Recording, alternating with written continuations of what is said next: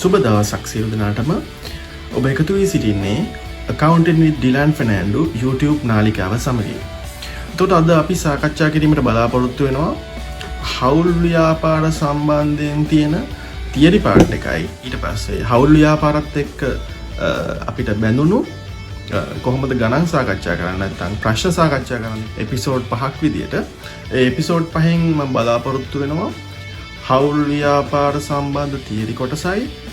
එතනින් පස්සේ හවුල් ව්‍යාපාරාශ්‍රිත කොහොමද අපිට ලැබෙන ප්‍රශ්න නැත්නම් ව්‍යුහගත රචනා ප්‍රශ්නට අපි කොහොමද පිළිතුරු සැපීමක් කරන්න කියනයි සාකච්ඡා කිරීමක් කරන්න.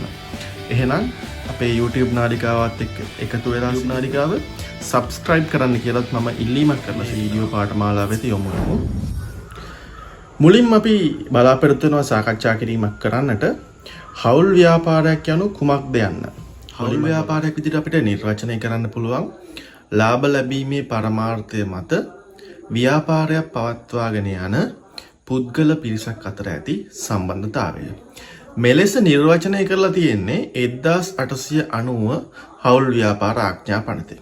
නැවතත් මම කියන්නම් ලාභ ලැබීමේ අරමුණ නැත්නම් ලාභ ලැබීමේ පරමාර්ථය මත ව්‍යාපාරයක් පවත්වාගෙන යන පුද්ගල පිරිසක් අතර ඇති සම්බන්ධයට තමයි අපි සරලව හවුල් ව්‍යාපාරයක් විදිහට නිර්වචනය කරන්නේ.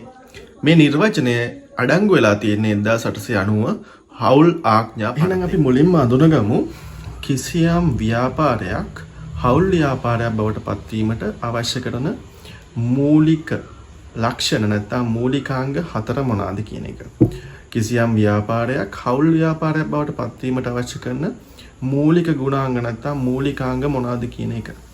පළවෙනි එක විදිහට අපිට අඳුර ගන්න පුළුවන් කිසියම් ව්‍යාපාරයක් හවුල් ව්‍යාපාරයක් බවට පත්වීමට පුද්ගලයන් කිහිප දෙනෙකු නැත්නම් පුද්ගල පිරිසක් සිටිය යුතු වීම. පුද්ගලයන් කිහිප දෙනෙකු පුද්ගල පිරිසක් සිටිය යුතු වීම. එතකොට එක පුද්ගලයෙකුට විතරක් හවුල් ව්‍යාපාරයක් ආරම්භ කරලා පවත්වාගෙන යන්න බෑ. එතනට ඕන වෙනවා පුද්ගලයෝ කිහිප දෙනෙක්. ඒකනේ අපි හවුල් ව්‍යාපාරයක් විදිහට අපි ඒක සලකන්නේ. ඒ ව්‍යාපාරේ. නැත්නම් තනි පුද්ගලයෙකු ව්‍යාපාරයක් ආරම්භ කරලා පවත්වාගෙන යනවා. ඒකට අපි කියනවා තනි පුද්ගල ව්‍යාපාරයක් කියලා. එතකොට දෙවෙනි එක තමයි දෙවෙනි එක විදිහට අපිට අඳුර ගන්න පුළුවන් මොකක්ද? පොදු එකඟත්වය. නේ? පොදුවේ කටයුතු කිරීමට එකඟ වීම. පොදු එකඟත්වය අපිට හඳුනා ගැනීමක් කරන්න පුළුවන්. ඒ කියන්නේ මේ හවුල්කරුවෝ පිරිස නැත්නම් මේ පුද්ගලයෝ පිරිස එකට එකතු වෙලා කිසියම් ගිවිසුමක් යටතේ ගිවිසුමක් ඇතුව හෝ නැතුව ව්‍යාපාරය පවත්වාගෙන යාමට එකඟ වීමක් වෙන්න පුළුවන්. ඒකට අපි කියනවා පොදුවේ එකඟ වීම නැත්නම් පොදු එකඟත්වය කියලා.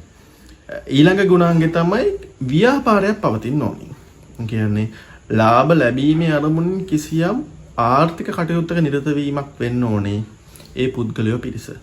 හවුල් ව්‍යාපාරයක් බවට පත්වීමට අවශ්‍ය කරන ඊළඟ ගුණාංගය නැත්නම් හතරවෙනි ගුණාංගය තමයි මේ පුද්ගල පිරිස ලාභ ලැබීමේ පොදු පරමාර්ථයෙන් නැත්නම් පොදු චේතනාවෙන් කටයුතු කිරීමක් කරන්න ඕනේ.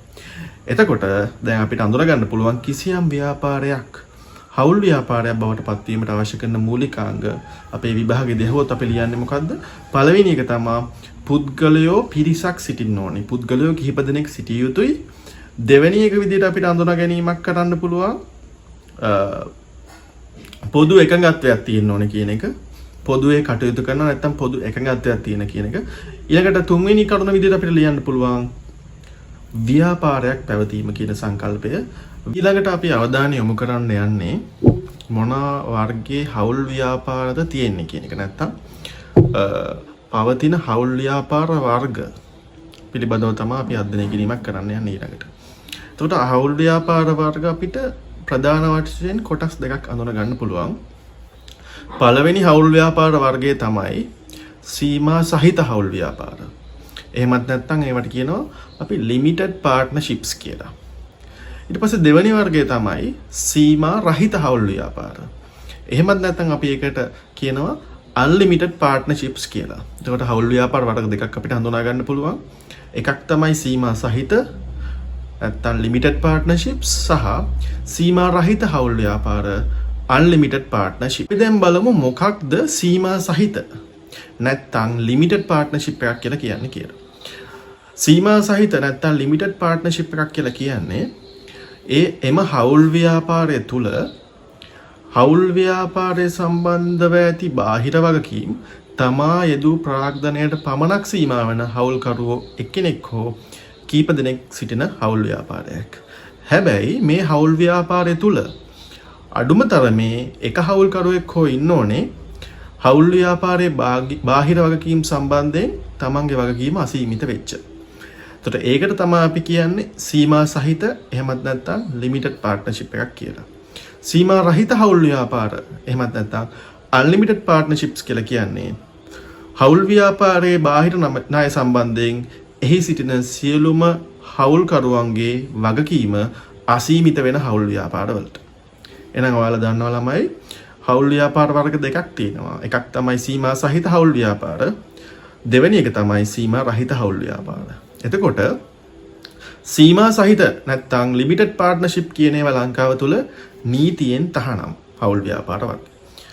එතකොට මේ ලංකාවේ නැත්නම් අපි ඉගෙන ගන්නේ මේ අපි ගණන් හදන්න ඉගෙන ගන්න හවුල් ව්‍යාපාර වර්ගය තමයි සීමා රහිත නැත්නම් අන්ලිමිටඩ් පාර්ට්නර්ෂිප් කියලා කියන්නේ. එතකොට අපි මෙතන ඉඳලා සාකච්ඡා කිරීමක් කරන්න යන්නේ සීමා රහිත හවුල් ව්‍යාපාර සම්බන්ධයෙන්. එනම් හවුල්කරුවන්ගේ වගකීම ව්‍යාපාරයේ බාහිර වගකීම් සම්බන්ධයෙන් අසීමිත වෙච්ච හවුල් ව්‍යාපාර සම්බන්ධයෙන්.